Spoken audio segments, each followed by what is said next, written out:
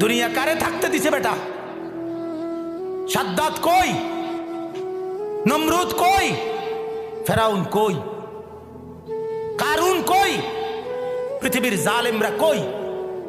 সম্পদের লুভিরা কই? দুনিয়াদাররা কই? বলো মিয়া, বলো কই?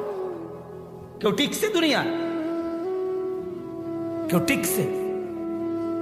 আমরা কিতাবে পড়ছি ভারতের দিল্লির এক বাদশা ছিল শের শাহ।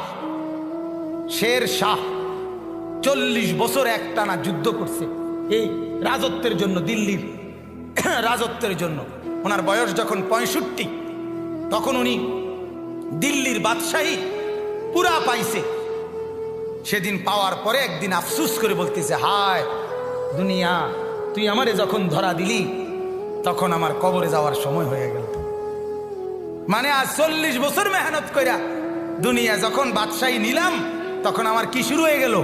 কবরে যাওয়ার টাইম। দুনিয়া মনি, দুনিয়া বড় ধোকা দেয়। আমার বড় ভাইয়ের বিবি, আমার বড় ভাবি, মায়ের মতো যিনি আমগরে আদর করছিলেন, নতুন বিল্ডিং করছে, অনেক কষ্ট করে কোন রকমের রুমডি ঠিকঠাক করে উঠছে। এরপরে নতুন ঘরের বাজার করছে, চাল ডাল তেল সব কিনা, চালগুলো সব ড্রামের মধ্যে পড়ছে, তরকারি ফ্রিজে কুইটা রাখছে। বৃহস্পতিবার দিন স্ট্রোক করছে, শুক্রবার দিন জুমার নামাজের সময় কবরে চলে গেছে।